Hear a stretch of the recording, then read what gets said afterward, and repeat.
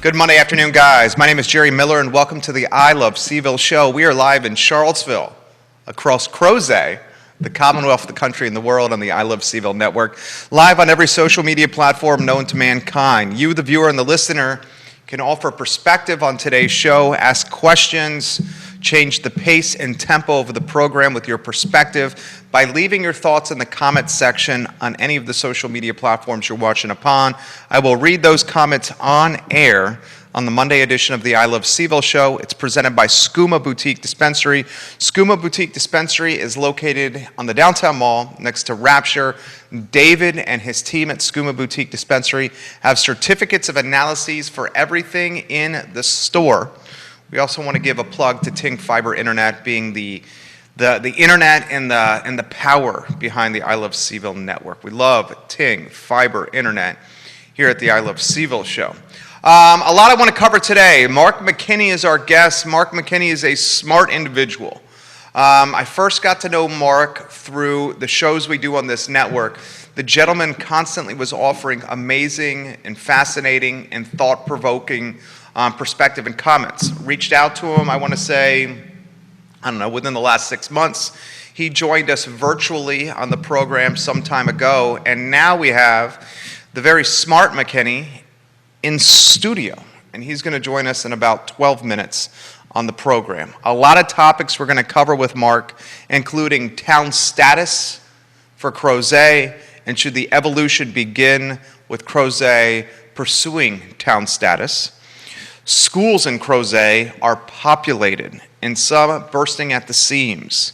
Is school overpopulation an issue as density continues to uptick in Crozet? We'll talk about infrastructure and roads.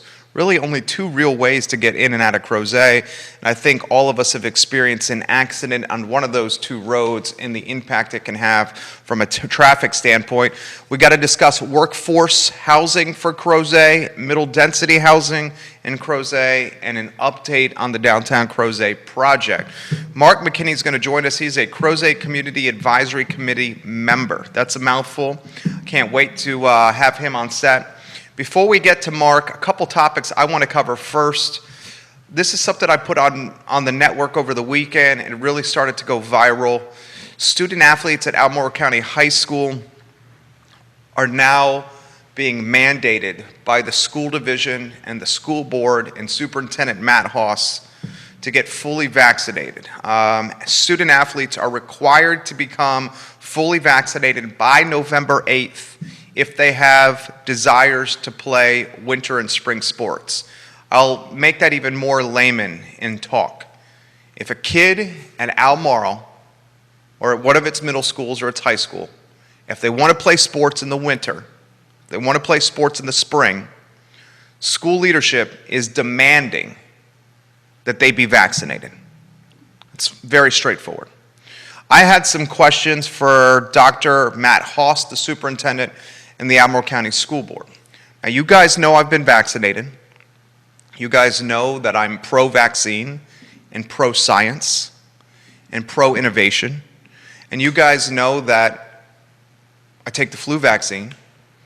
You guys know that I have a little boy and I'm very cautious, my wife as well, of his health. We're not anti-vaccine. We're pro-vaccine in our home. That being said, we have some questions, some legitimate follow-up questions for the school board and the superintendent's office that all parents should be asking of Elmore County student athletes. The first question that immediately comes to mind, if Elmore County is requiring its student athletes to get vaccinated, will Elmore County also require all its students to be vaccinated? Is it just for athletes playing sports? Or is it the young men and women in geometry class, in calculus class, in U.S. history? The young men and women that are learning algebra, that are learning biology and chemistry.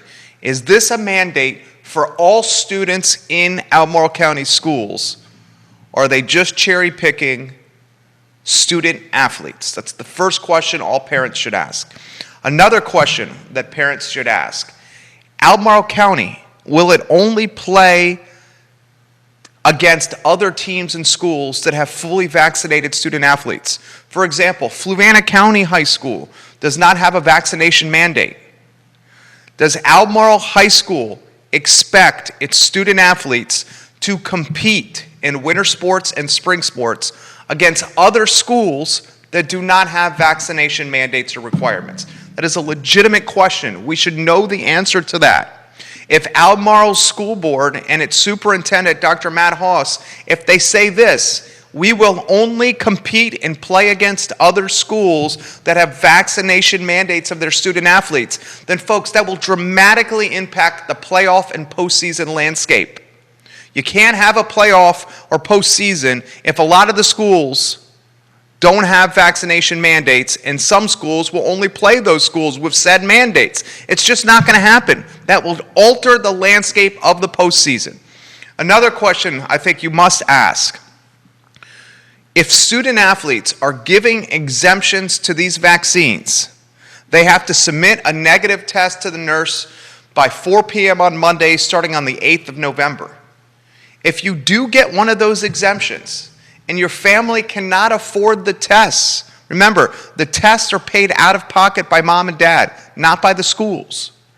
If you do get an exemption for the vaccine and you cannot afford the test, one a week, that are turned in at 4 p.m. on Mondays to the school nurse, what happens then? Is the young man or woman out of luck because their mom and dad cannot afford the test? That is a fair and legitimate question. And if the answer is yes, they are out of luck, how is that from an equitable or fair or social just standpoint? It's not.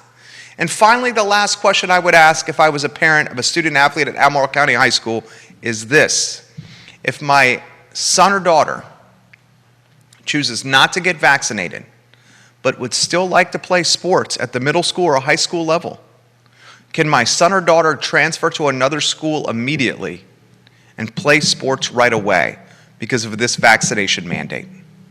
Those are fair, honest, straightforward questions that if I was a parent of a middle school or high school student athlete, I would want these answers. And just because we're asking these questions does not mean we're anti-vaccine. It's just us doing our due diligence and getting the most information possible because it's our son or daughter's health that we're considering. It's our son or daughter's health that we're considering. And finally, I'm going to ask you this question, and I'm torn on this. I'm legitimately torn on this. Does a school division, does a school board, does a superintendent of a school system, should they have the power and the autonomy to mandate vaccinations of our children? Is that the school board, the superintendent, and school leadership's responsibility? Or should they have the autonomy to do this? A lot of people say, absolutely, Jerry. Absolutely they do. Just like they mandate a chickenpox vaccine and a polio vaccine, and the fact you need these proof of vaccinations to go to school each year. And that is a fair and legitimate argument. The counter argument, and I'm dotting the I's and crossing the T's on this, it's not a clear-cut answer for a lot of folks, and I'm empathetic for that plight. The counter argument is, well, the polio and chickenpox vaccinations have more study or data or a longer time to assess the positives and cons and potential collateral damage that come from vaccinations. And that is a legitimate counter argument, a very legitimate one. I think we got to be patient and empathetic because moms and dads, I know we are torn on this topic. We want our little boy protected. 100% want him protected. But are we going to do this until the FDA fully approves the vaccine? Probably not. Probably not. Be patient and empathetic with people as they ask questions that pertain to their loved ones. Please, everyone. All right, Marc McKenney in T-minus 3 minutes on today's program. Very excited to introduce you to this very smart individual that's to my stage left over here. Before we get to Marc, last topic, before we get to Marc, that Wake Forest UVA football game, what a letdown, man. I mean, our defense, this Virginia defense, is putrid. It is horrendous. They cannot stop the run. There is humongous holes in the middle of the field. Wake Forest is a pretty good football team. They're 4-0 and 2-0 in conference play, but they made us look absolutely horrendous. The Wahoos have Miami and the Hurricanes Thursday night on ESPN in their third straight nationally televised game. This Thursday evening, the Wahoos open as a 4-point underdog with the over-under at 62 points. Look, Brennan Armstrong, he can throw the football, and he's got weapons all over the football field. He's got a 6'7" tight end that I can assure you will play on Sundays in the National Football League. Okay? He's got a lot of talent on this roster and a lot of guys that can catch the football. But folks, until this defense gets figured out, Brennan Armstrong, Mike Hollins, Mr. Wicks, Mr. Woods, Billy Kemp IV, Rashawn Henry, Keaton Thompson, we may have to outscore teams to win ball games because our defense doesn't look like it can do much of anything at all. More on that topic after we chat with Marc McKenney on the program. Judah, let's go to the studio camera and then the two-shot, please, and let's make sure we get a good photo of this gentleman on set. First, good afternoon, Marc. Thank you very much for joining us. Yeah, thanks for having me back. It's been about 6 months since we last talked. 6 months, and I think the last time was via Skype. Yes. So this one is in person. I very much have looking forward to this interview. Before we get into the nitty-gritty, introduce yourself to everybody. Yeah, thanks. So again, my name's Marc McKenney. I've been living in Central Virginia since 2011. Actually, I think 10 years ago on September 24th, my wife and I PCS down here from the Army, where I've been since. We started out in Greene County, and then as we got to know the area and people, we always found ourselves out in Crozet, and 3 kids, a deployment later, we decided to move to a more friendly centric home and neighborhood, and that's where we have been since May of 2018. Let's emphasize this because we're going to have some real some real conversations here. You're a proud Crozetian. You love Crozet. I love Put that it. in perspective. I love it. It is a beautiful, just beautiful little unincorporated town. It reminds me of where I grew up in New England, kind of the old New England Railroad going through the town, just the history that's there, being nestled in the base of the mountains. It's just beautiful. The communities, the neighborhoods, the people. It's busy, it's quiet, it's not too far if you want to go to either Waynesboro or Charlottesville or any other part in Albemarle. So I tell my wife probably every other day I love where we live. Wouldn't change it for the world. This gentleman is a member of the Crozet Community Advisory Committee. For those that don't know, because I think a lot of folks don't know about this, explain what the Crozet Community Advisory Committee does. We are members of a board-appointed committee. So there's no elections based on available seats. You submit your application to the Board of Supervisors, and based on how many applications and how the Board of Supervisors vote, you may or may not be on the board. There are term limits, and the big key piece is what's in the title of the board. It's an advisory board, so we don't have voting authority. It doesn't really go anywhere. We are designed to advise the county on kind of what we are seeing and hearing from a Crozet community aspect. It is separate from the Crozet Association. I think it's Crozet Community Association, so that is a separate entity. This is very county focused, mostly designed to help shape master planning and other issues, topics that come up from that. Dude, you got on this committee like right at the hot time Right? when like all these topics were coming to fruition. Yeah. And it's important that you designated the differences between what you're on and the association. Yeah. Because at this past Crozet Advisory Committee meeting, you guys chose to ask the consulting group that's offering perspective on town status to not present to you guys. Yes. But the association instead. Yes. Why don't we start there Okay. and why that decision was made? So again, this topic of becoming a incorporated town has come up over Constantly. constantly. Really, I think over the past probably 6 to 12 months. It's actually a fascinating topic if you're a government nerd like myself. And, We're geeks for this stuff. Yeah, and you really dive into what the process means and the second and third order effects for businesses and residents. And I personally do not believe, as a board-appointed member, to host a public meeting on pretty much talking about understanding the process, the cost-benefit analysis, the second, third order effects of separating from the county. And when I use the word separating, when you understand the process, you're actually not separating yourself from the county. I just don't think it's an appropriate function for a public meeting of board-appointed members to discuss. Community associations, kind of non-public figures, whether you're elected or board-appointed, you have this conversation and host vendors and experts all you want. I just didn't think it was appropriate for the board-appointed members to discuss that. I agree with you. We'll get straight to it. Town status. Yeah. Some of the pros, I'm going to outline. You outline the pros. You outline the cons. Some of the basic pros: more autonomy for Crozet, more control potentially of destiny in the foreseeable future. Some of the potential pros: maybe you get a town manager fighting a little harder for things that Crozetians want. You get a little more city government or town government in place, a la what Scottsville does.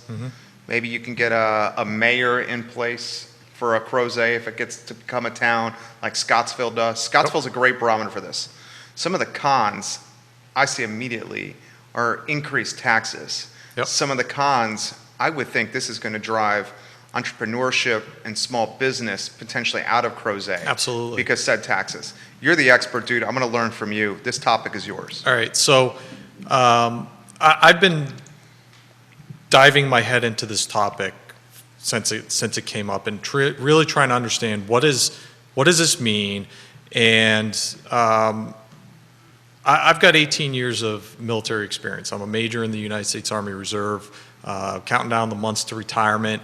And I put a lot of that experience into this topic, and understanding if we do this, the county does this. All right, we call that wargaming. All right, if I'm looking at putting combat operations together in Baghdad, what is our enemy going to do? Now, I'm not implying that this is that situation, but the thought process, the strategic thinking is the same. And then as a leader, okay, which, you know, Jerry, you're a leader in your business, all right? County government, everyone from the county executive down to the lowest staff level, you're a leader. And there's two fundamentals that you have to think here. One, doing things right, all right? We've got to do things right. Paperwork, the process, the planning, and so forth. The second piece, which I think a lot of people forget, or maybe they gloss over, is doing the right thing, okay? So now let's look at becoming a town. So yes, you would have some more independence, okay? But everyone's still going to be paying property taxes to the county, okay? So your property taxes aren't getting diverted to the town. It's still going to the county. Certain services the county would still maintain, such as schools, okay? Other services are now going to be put on the town, such as emergency services. Why would Albemarle County continue allocating other tax-paying resources, such as police, fire, and EMS, to the town of Crozet when you're now responsible for the safety, security, and the well-being of the 9,224 residents as of the 2020 U.S. Census, all right? So, yes, we're going to have, I think, a very small percentage of benefit, and that is you would now have your own ability from a planning commission side, land usage, okay? So this topic of becoming a town, I've kept coming back to one fundamental question that I cannot answer. What is the problem we're actually trying to solve, okay? All of this is about, what I perceive is all about frustration. It's stakeholder deterioration between residents, county government. It's it's frustration based on what I wrote in my op-ed, past, present, and future land use, okay? So by becoming a town, what problem are you trying to solve? By establishing a third layer of government, because that's what you are, because you're still going to have county government, you're still going to have state government, what are we trying to solve? What is going to be accomplished by that? And everything that I come up to shows me you're not solving anything, okay? We're just going to create more problems, okay? And when we create a town government and become an incorporated town, you have just, now I'm putting, and I went back to school and got a master's in public administration, so now I'm putting on a hat of that I am the town manager, okay? You have now forced me to raise revenue. And there's 3 ways I raise revenue: people, places, and things, okay? I'm gonna have to put a sales tax in place, most likely on top of what the county's sales tax is, so maybe it's 1%, 2%, 3% on top of what I think it's a 5% meals and sales tax. I gotta put a tax on people, so I'm gonna have to levy added taxes onto either property, personal property, machinery, and so forth. And then things, everything consumers buy outside of meals and sales tax, so the cigarette tax, you know. And, Scottsville's doing all this, guys. right, you know, and I tried to formulate how much would a Crozet town budget look like, okay? Because you have to correlate taxes to people, okay? And like Albemarle, I think 46% of Albemarle's budget is just generated from from property tax. 17% is from other local taxes, all right? That's a $467 million budget in 2022, and half of that's going to the school board. So I looked at 3 different areas: Gordonsville, Scottsville, and Waynesboro, all independent towns or cities, all right? And this isn't, and I'm not a tax policy expert here, all right? But I took the town city budget and I correlated it to how many residents, how many households are in that, just to, because I want to present this to everyone listening, that, you know, you look at Gordonsville, they've got a town budget of $5.3 million, with just the airport in Gordonsville generating $1.3 million of that revenue. So the rest of the town of Gordonsville has to generate $3.9 million in revenue. There's 1,600 residents in the town of Gordonsville, and there's 734 households. That town budget equates to having to raise revenue for every household, equates to $5,400, and per person in Gordonsville, $2,400 in revenue, all right? That's a good stat. A town of Crozet is going to have a higher town budget than Gordonsville. No doubt. Waynesboro's got a city budget of $111 million. We're not going to get that high. No. All right. Town of Scottsville is $1 million. All right. We're going to be above that. And if we look at Crozet's population of, let's just say 15,000 people, you know, I'm coming up with, on a conservative side, about $15 million in a town budget. I really think you're looking at 20 to 25 million when all is said and done. Per year, guys. Per year. Yeah. With the cost of inflation, it's going to keep going up. And as a town manager, I have to tax. It's the only way I can have a town budget. But it goes back to the question at hand. To become a town, you have to show, through the legislative process, what is the county of Albemarle not doing for the town of Crozet? What services are we not receiving that warrant becoming a town to provide those services? And can you make a legitimate argument of any services? No, I can't. Can anyone? That's Because you're not in favor, and you've backed it up legitimately with great data and with facts and common sense. He is not in favor of Crozet becoming a town. What is the pro? It's density control. It's density housing control. It's land use. Yeah. It's a little more independence, but you still got Albemarle County hanging over your head. All right, you know, Albemarle County doesn't maintain the roads. They don't pay taxpayer money into roads. There may be some cost sharing with VDOT, but state roads in the county is VDOT's responsibility. All right. And I believe the program is called smart scale, all right? And that's how Virginia, VDOT, takes all this traffic data to figure out where and when do we have to allocate taxpayer money to the best rate of return for the taxpayer, right? And that is the process to identify what roads, when, and where. Government is slow. I feel the frustration as everyone else does, okay? And I moved into Crozet in 2018, okay? I feel the frustration, but this is 20 years of frustration in the making.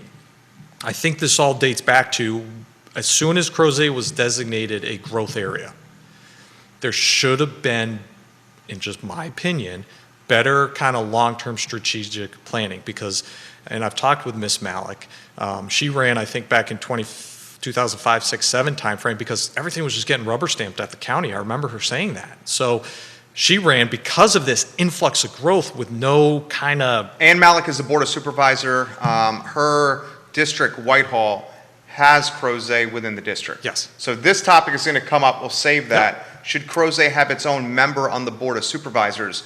Because if you know the Whitehall district, Crozet proper and Whitehall are two very different places. Yes. We'll save that. Please finish your Yeah, thought. so she ran because things were just getting rubber stamped, and but she's one member of the board, one of 6. You know, it's if she could vote no all day long, and the other 5 members keep voting yes, these rezoning applications, these developments, this and that, it's going to keep getting approved.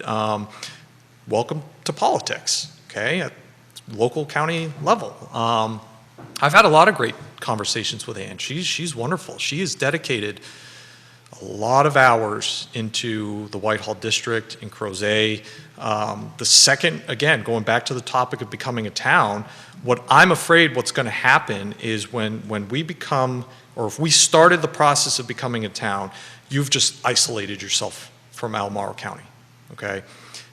Why, you as a business guy, why would you invest in maybe a sub-company if they won't start isolating themselves from your strategic plan?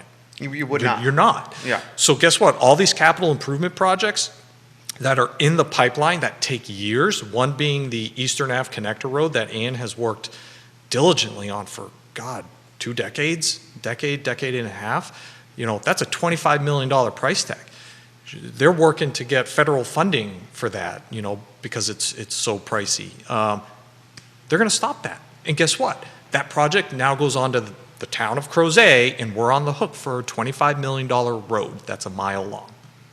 And you've got a town budget of what, $25 million?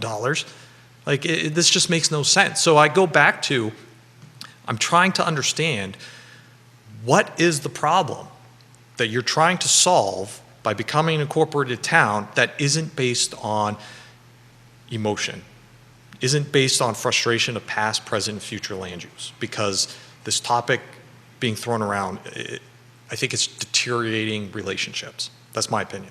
What percentage, this is a submission from someone who watches the show, and we appreciate you, Greg.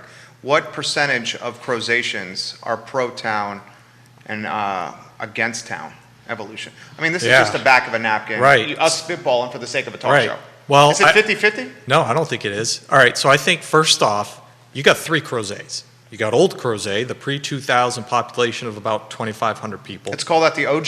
Okay. You got New Crozet, which is the 9,200 people that live in Crozet. Then you got Old Trail. Yeah. 3 diverse sets of people coming from different areas with different concerns about the county. How do you characterize the 3 demographics? OG first, the old guard. Post-density, against density. I think they're against density. I think they're frustrated. They're angry because they saw a very, correct me if I'm wrong, because I did not see Crozet until 2011. All right, a very farm, open, quiet, no one bothers you, to 7,000 cars going down 1/2 mile stretch of road a day. All right, so I think they're angry. They're frustrated. They're pissed off. The county blew up the area. Would you call them NIMBYs? Not in my backyard? I think there are some. I think a lot of them just wish the county did things better. Okay. more strategically, diligently, methodically planned. Okay. And the second group? Second group is Old Trail. My opinion, You're going to hold back here, or you're going to air it out? Old Trail is very affluent. Yeah, so I mean, you're talking starting $500,000 and $600,000 homes. Now they're brand new. Right. They're on a post stamp I of think a. your cost is more than that. Yeah, he's probably right. On a post stamp of a lot. Yeah. I mean, we're talking like 0.1, 0.1 and change. Yeah. I mean, over $1 million homes in Old Trail. And it's not everyone in Old Trail. No. I have a lot of good friends in Old Trail. I think Old Trail is a nice nestled, kind of almost in a way, a gated community without the gates. That's a good description. But if you look at like the Nextdoor app, it's Old Trail complaining again, Old Trail complaining again. And again, that type of behavior, that type of, I think it just fuels the deterioration and the divide within Crozet. Oh, it's just Old Trail. Oh, it's just Old Trail. It's not everyone in Old Trail. There's great people in Old Trail, but it's like you build a home in a multi-zoned area for businesses, for commercial use, for townhomes, for apartments, for this and that. You move in there, you build a home 2 years ago. I'm sorry, but in my opinion, you bought a home in a multi-zoned area. Like, sorry that you're not happy that there's now a commercial building being put up across the street. It was all part of the plan. Like, you kind of have to do your own research, Jerry. You're gonna research other business opportunities before you make that decision. For sure, right? for sure. My wife and I did that when we chose to buy our home that we want to raise our family. We researched Crozet. I looked at the master plan. I looked at the downtown Crozet project. What is the future of Crozet? What am I moving into? So you have and that. the third demo? Third is kind of everyone else, and I think you have just a lot of. You're in the third demo. I consider myself in the third demo. You want things done right. You want things done the right way, for the right reasons. You want to solve these problems. You want to make your community better for the community as a whole, not just Old Trail, not just Old Crozet. It's happened. We can't change the last 20 years, so let's stop driving a wedge in between three demographics and actually solve and help solve a problem. But becoming a town, I think, is only going to further drive that wedge even deeper. You have an affordable housing crisis, okay? I was looking Hugely. at, so actually, I have a question for any realtors listening. Please. What, in 2020 or whatever stats you want to use, what is the average sale price of a single-family home in Old Trail? And then the rest of Crozet, what is the average single-family home price? Because I think that will help paint the picture of some of the divide that's happening here. Because I listened to you and Keith, you talk about the real estate market. Crozet, the 4.5 square miles, has a 3% poverty rate, okay? Elmore County, 6.7, City of Charlottesville, 24%, City of Waynesboro, 16.8%, okay? So by becoming a town, and I'm going back into my kind of town manager role, I have to raise revenue. You've just made an affordable housing crisis 10 times worse because of the added taxes that you're going to levy on every home, thing, person, place, whatever. You just... Taxes gentrify communities. Yeah. It's the thing that's not discussed, not nearly enough about taxing. Taxing expedites gentrification. Yeah. A lot of people don't want to embrace that. Keep going, Mark. You know, look, I probably might get a lot of flack for this. I believe in taxation. You have to tax. We have a society. You have services, you have emergency services, school services, social services. You have to tax. And there's a balance between doing the right thing and doing things right, okay? So you have to tax, but how you tax, there's a moral aspect to that. And if we become a town, and if I have to raise $7,000 for every household that's in the town of Crozet, because I don't think there's not enough businesses to offset the tax on the residents, because you don't have Kohl's and Best Buy and Kroger and this and that, all right? So you got to tax homes, you got to tax people, you got to tax things. you're now just driving the affluent picture that people think of Crozet even worse, because now I can't even afford to live in Crozet. And I'm a pretty And you do well. middle of the road, blue collar guy. Like, if we became a town, I'd be putting my home on the market and I'd have to move because I can't afford those added taxes. I think there's a lot of people that are going to be in that boat. And then you've just further created you exasperated the affordable housing crisis that currently exists, that the middle density piece is trying to help solve. Jonathan's watching in Old Trail. Has this comment for you. Guys, I live in Old Trail. Please cover this with Mark. Increased housing density means increased taxes for the community. Mm-hmm. Yeah. I mean, that's more tax revenue for the county. That's more sales tax revenue. Absolutely. Yeah, it is. More density, more homes.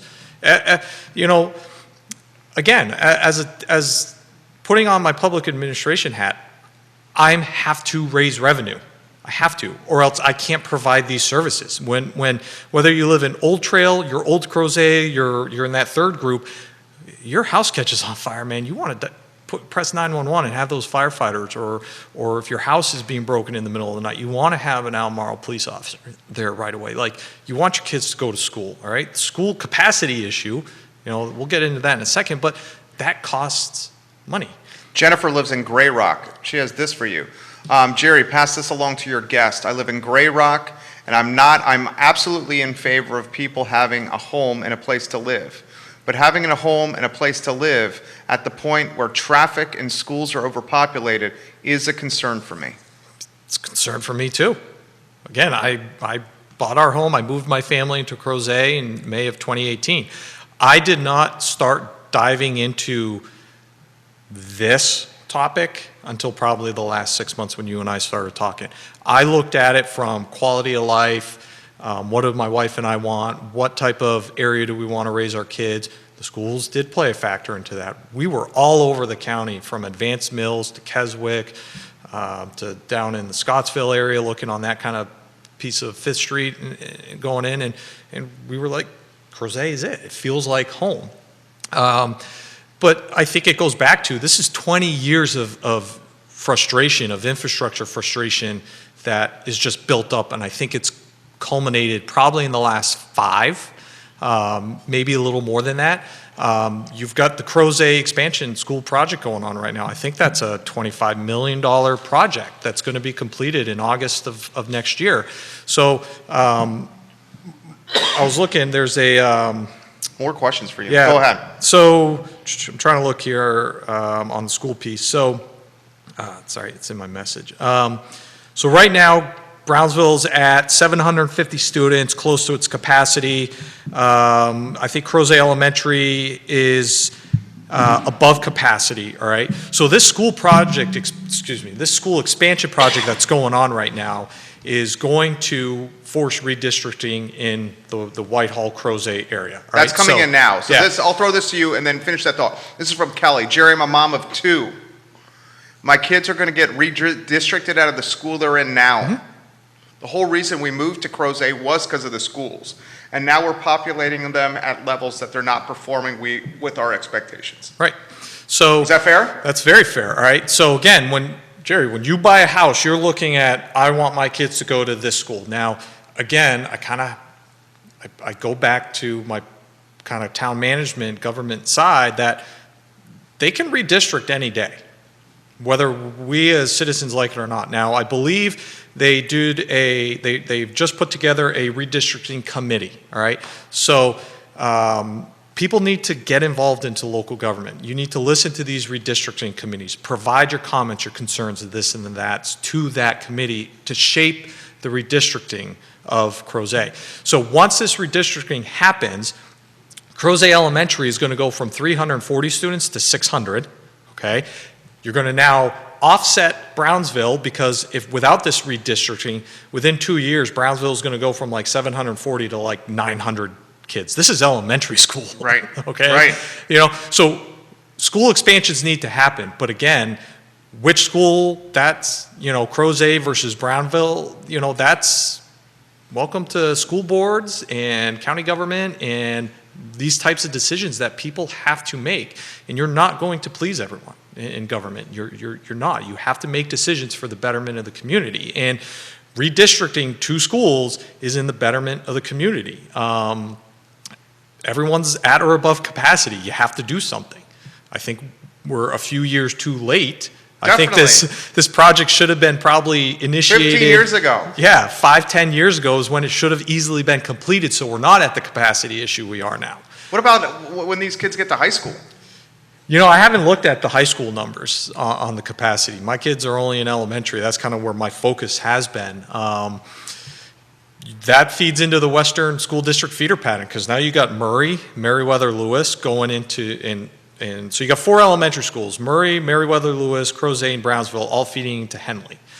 And then that feeds into Western Albemarle. And I haven't looked at those numbers on the future capacity of those schools, but I think because of COVID, I think you're going to see this virtual environment stick around, because I think kids and families did succeed in virtual school. My kids didn't. My son was chewing pencils like dog bones. I had to get him back into school as soon as we could. So, Lori has this comment for you, and this is in relation to the comment that was just put on the feed here. If we deteriorate the value of the schools, the Crozet community will deteriorate. It's the main reason we all moved here. Let's not forget that. you know, I thought long and hard about that.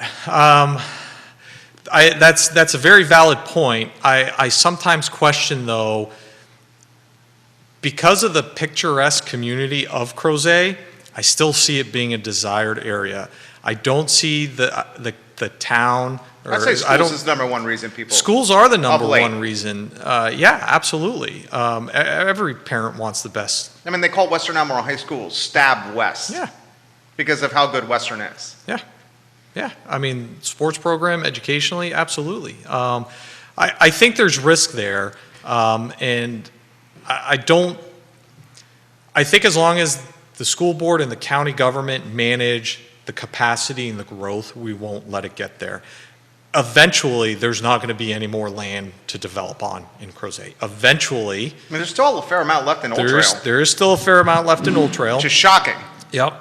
You still have some generational families that own multi-acres of land that, you know, family in New Hampshire. We've got family property that's been in our family for 100 years. We're facing a decision. Do we keep it? Do we let it go? There's going to be families down in the Crozet area. And it could be subdivided? It could be subdivided. It could meet the criteria of the middle density piece that the county's rolling out. Yeah, so there could be more growth. I believe the county's maximum projection population, and I'd have to go back to my files, and I can send it to you to post and share. I believe they projected a maximum capacity population of somewhere between 12 and 17,000 people in Crozet. And we're at 9,200 right now, so I think we still have another 10 years. That's a massive delta there. Mm-hmm. That's a massive delta. A lot of folks are asking us to talk roads and infrastructure. Yeah. I touched on this briefly, and we all have been there. I remember when I was working for the Daily Progress out of UVA, and I had to make it, you know, whether I'm covering Skip Hudgens' baseball team or Darren Maynard's basketball team, it's right in sports. And if there was an accident on 250, I'd be showing up at halftime. Mm-hmm. There was an accident on 64, showing up at halftime, because there's only two ways to get in and out of this area. So road infrastructure. Yeah, that goes back to the VDOT piece. You know, the county can help steer prioritization of projects of importance, help drive the VDOT to do the data collection, but all of that takes time, and I keep coming back to, I think we're just 20 years behind the 8 ball here. If we start these data collections in these road improvement projects now, you're probably talking a minimum of 5 to 7 years before you would see ground broken on any road improvement project. I may be wrong on that because I don't get in. Where would it even go? So I know they're looking at doing a downtown, because of the downtown Crozet project, some of the revamping that's going on, that kind of Crozet Ave area in front of the library, they're going to do some projects there. There's a roundabout project on 250 and 240 right by the railroad tracks there. They're going to put a roundabout in there. It needs it. It does need it. I'm not too sure on other projects on the horizon, but listeners, I mean, you can go to VDOT's Smart Scale website and actually drill into Crozet and look at projects on where they are from a prioritization standpoint, a data collection standpoint, where they are in the solicitation for contracts to go out for them, and cost benefit analysis, and when they project to break ground. So that's an interesting tool. But again, the county doesn't get involved with road infrastructure. They can help, again, steer and prioritize projects with VDOT. It's much a partnership, but we're relying on VDOT. George Singleton's got a question for you. Jerry, please ask your guest about workforce housing in Crozet, especially as we come to the finish line for the downtown project, finishing the downtown project. So the downtown project will create more workforce jobs, jobs that we're often seeing, food and beverage, music scene, restaurants, retail. Yep. And George is alluding to the point that if we have new jobs like this in Crozet, where are the corresponding rooftops or beds going to be for people at this entry price point? Right. That's a great question. Absolutely. And I'm trying to figure that out myself because I can't figure out where it's going to go. I mean, so the downtown Crozet project, I believe the Gazette wrote an article back in July on it, and I think I haven't heard otherwise, but it's looking at breaking ground next spring. I'm excited for this project. I'm very excited. I think it's going to be great. They're going to essentially have a downtown mall in Crozet. Yeah, it's going to be a mini Charlottesville downtown mall Right. out in the heart of Crozet. It's going to be awesome. Yeah, I'm excited for it.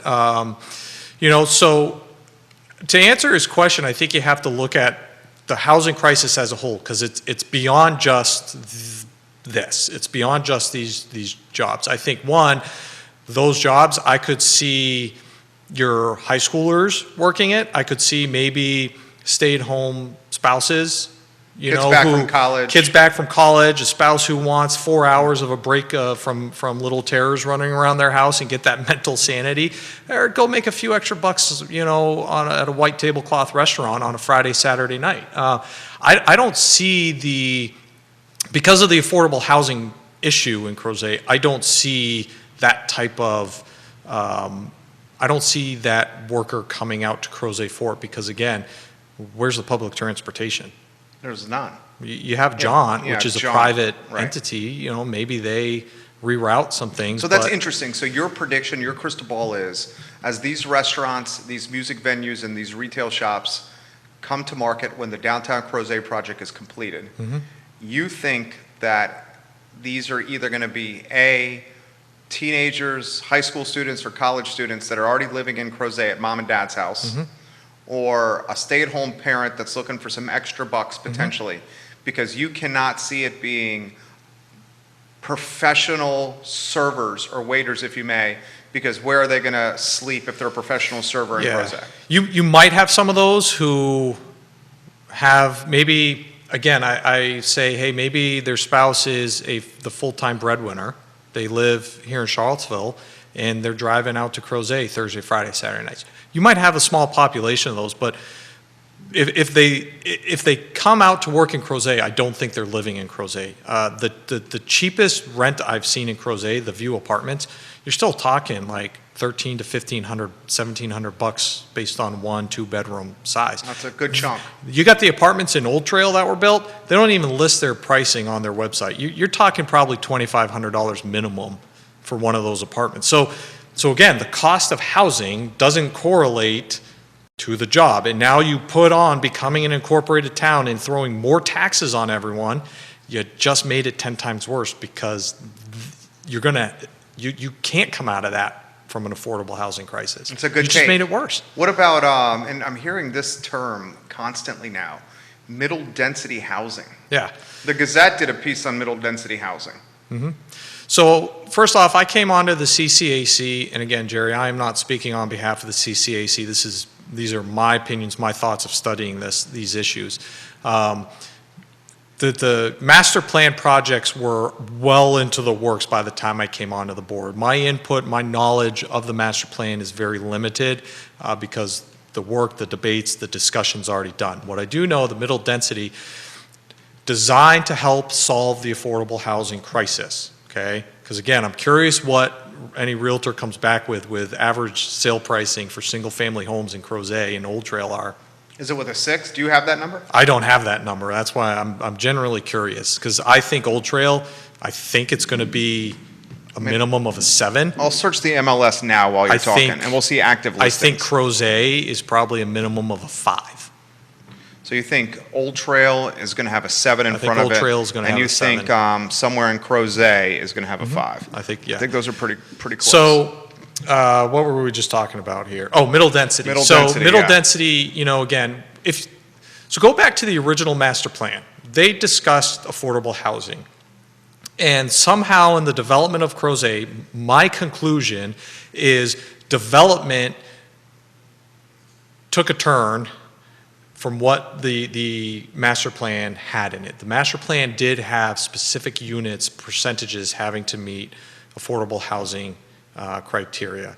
Now again, that master plan was in place before I even moved to Central Virginia, so that's about as far as my knowledge goes on that. Now we're trying to catch up and we're trying to solve because whether you live in Crozet or not, there is a crisis, housing crisis. 3 years, I cannot afford my home anymore. If I were to buy my current home today, I can't afford it in just 3 years. Nice equity for you and your family. Great equity for me and my family, but I am completely priced out of my home. I can't do anything. Not that we want to do anything, but so middle density is proposed to put in 6 to 24 units per acre, okay? And you can find that right in the master plan on the county's website.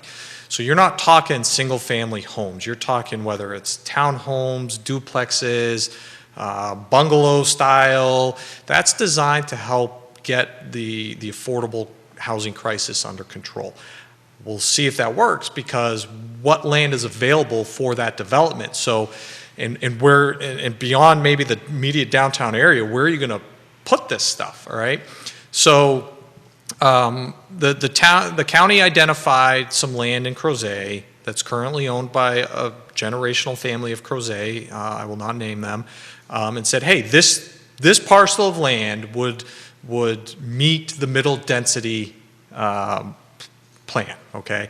That caused an uproar because I don't know if the county staff engaged that family. I'm a big believer in stakeholder engagement. You're not the smartest person in the room. It takes a group of people with diverse backgrounds, knowledge, experience to really solve these complex problems. But again, generational family. Their land has been in their family for decades, if not into maybe 100 years or more going on now.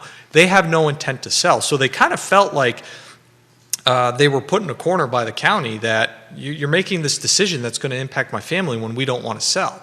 And I agree with them. I'd be very upset if that happened to me. But from a local government standpoint, all the county did was say, this land meets the criteria, so if you ever sell it, we're just pre-planning that a developer could come in, someone could buy it up, and we're pre-planning to what can be done on that land.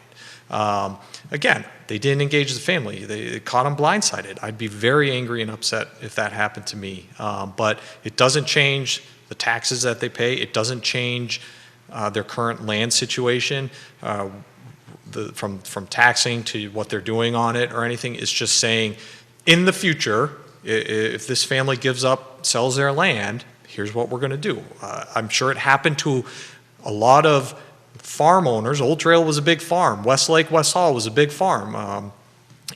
So when the county did their master planning, they may have rezoned those parcels of land of Old Trail and West Hall and Westlake and Foothill Crossings and Gray Rock to allow for the future development of that land. That's what happened there. So middle density, again, is designed to break the affordable housing crisis. Do you think it will? I don't think it will.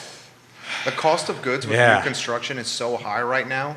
Fuel's going to continue to uptick. Yep. You talk to any home builder, and they're having a hard time finding subs consistently to go out and do a job. Yep. I learned from Keith, who I think is watching now, that 24% of a new Yeah, I home's remember I heard cost that, yeah. is tied to red tape Yep. with local government. All right, so that's 24% right now with Elmore County. Now I become an incorporated town, maybe that's 38%. Right. It's going to mean the new construction's even more expensive. Right, so it goes back to, by becoming a town, it solves no problem.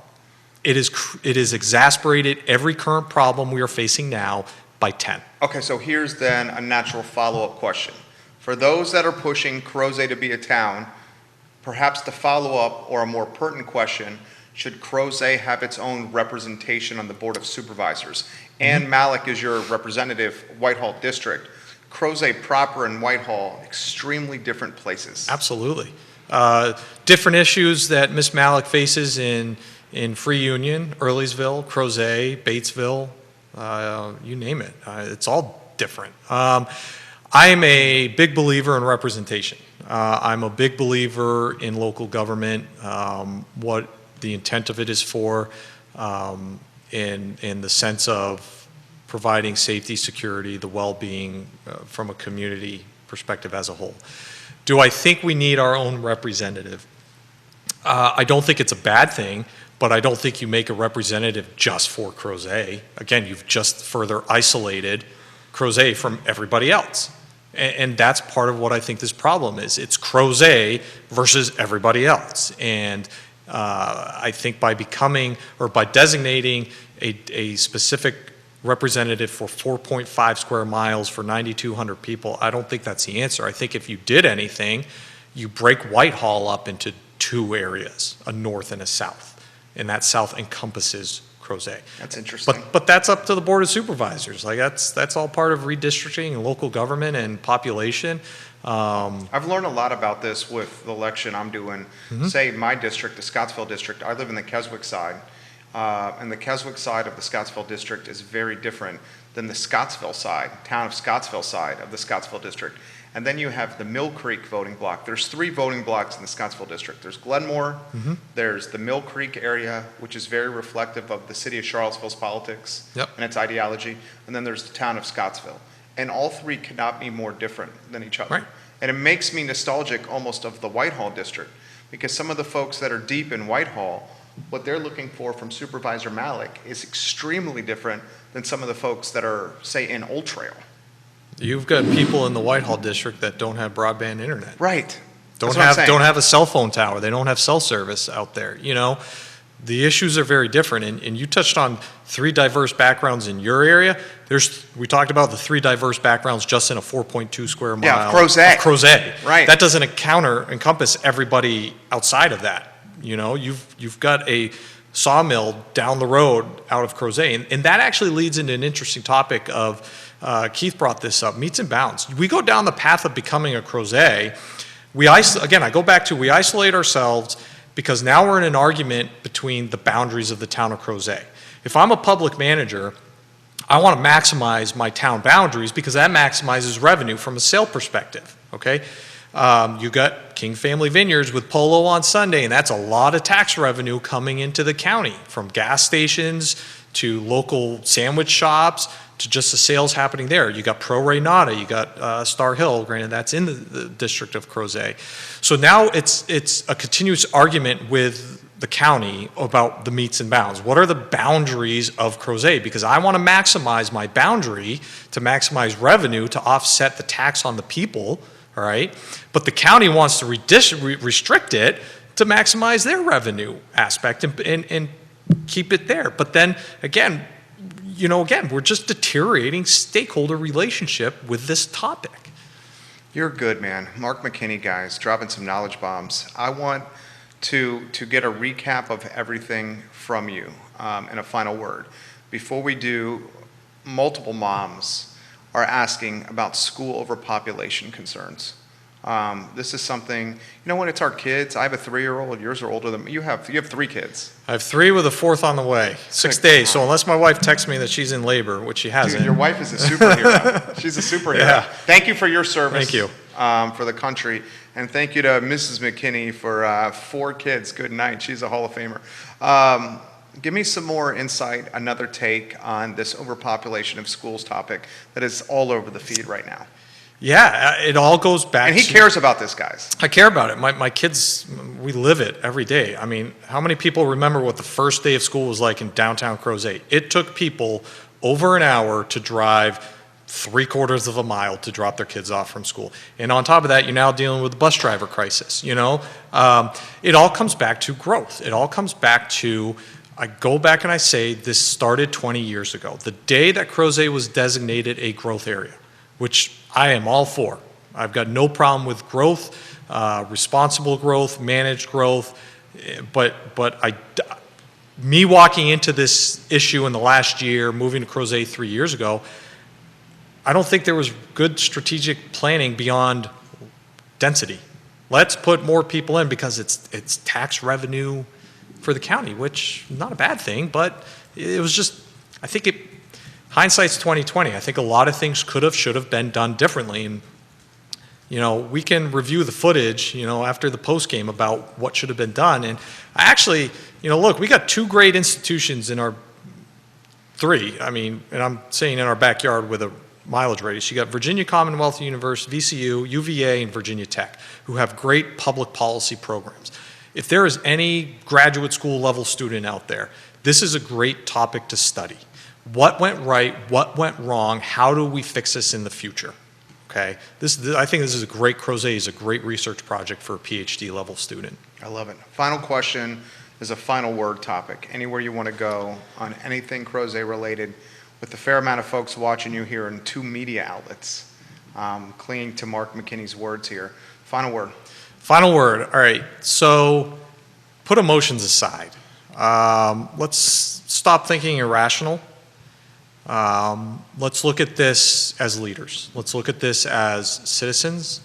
This is our home, our community. Our kids go to school here. We have jobs here. This is our home.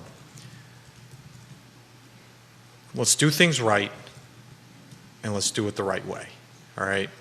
And let's do the right thing. And I keep coming back to the conclusion, we haven't defined the problem we're trying to solve, okay? But becoming an incorporated town is not solving that problem. We can do things right and go through the process the right way, through legislative process, and in 7 to 10 years, we're gonna have the incorporated town of Crozet. But doing the right thing is different, because all that comes to is just we're going to overtax people, businesses, people, and it's going to break, and people are going to leave. And I keep morally and ethically coming back to the point, from an affordable housing crisis to the 3 diverse groups of people that live in Crozet, from old Crozet to new Crozet to Old Trail. This topic of becoming the town is not the right thing.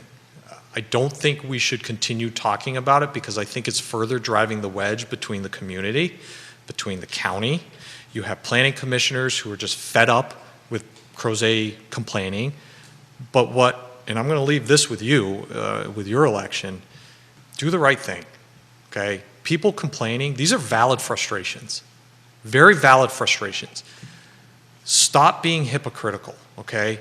The Planning Commission has given the Crozet Park a hard time about green space. And my dad's a forester. My daughter wants to be a forester. I love the woods. I want green space.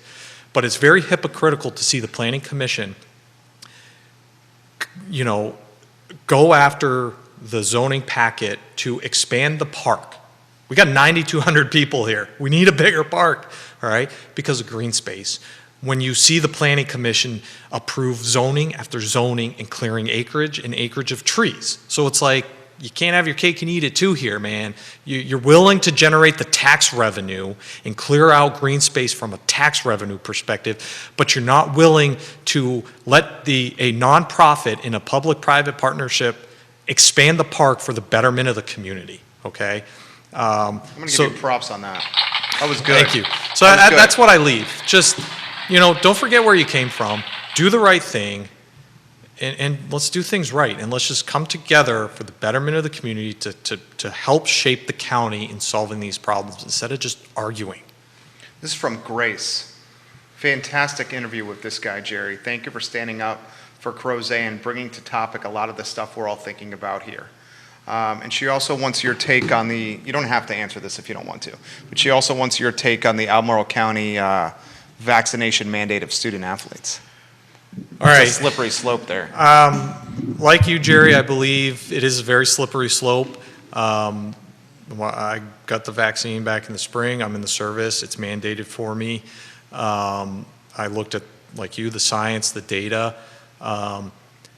My hesitation, especially for my kids, there's not a lot of years of research like you stated earlier. I believe in it. I also believe that people have the fundamental right to make their own decisions. And no one should be forced, coerced, or treated differently for the haves, the have-nots. And I'm going to leave it at that. That's good. I feel the same. That was well said. Dude, we got to get you back, man. You're fantastic. We're lucky to have you on the Crozet Advisory Committee. Crozet is lucky to have you. Thank you. Thank you for joining us. Yeah, thanks for having me. Seriously, Yeah, thank you. J Dubs is going to get a picture of you right All under right. this light here, and then we'll get you out that door. So, Judah, if we can go to the one shot on me, I'm going to dot the I's and cross the T's on a couple things. If you want to stand right under that light, he's going to get you, Mark. You did a hell of a job. Thank you. Yeah. Marc McKenney, guys, fantastic insight. For those that are asking for the interview in totality, we will archive it on ilovecville.com, on Instagram, on LinkedIn, on Twitter, on Spotify, on iTunes, on Apple Podcasts, on YouTube. We'll send it out in our newsletter, our e-newsletter that goes out to 100,000 plus inboxes every morning at 11 a.m. If you're not signed up for our e-newsletter, you can get it at ilovecville.com. We also archive all our interviews at ilovecville.com. So the vaccination mandate is something I want to touch on quickly. I started the program with this. Albemarle School System and Albemarle's school board and its superintendent, Dr. Matthew Haas, are mandating vaccinations for student athletes. If you want to play winter sports or spring sports, winter or spring sports at Albemarle, you have to be vaccinated. This mandate came out late last week, Dr. Matt Haas and the school board issuing this mandate. I'm going to say this again. I am pro-vaccine. I am vaccinated.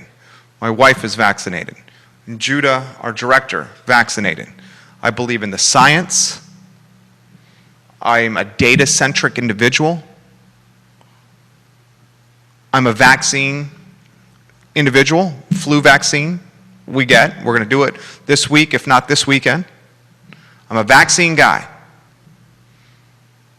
However, when local government, not even local government, when schools and school systems start making mandates of students, you start to get the hair on the back of your neck starts to stand up. We don't have a ton of data on vaccines in children. We don't. We all know that. Certainly not our littles, the under 12-year-olds, not a ton of data with vaccines in children.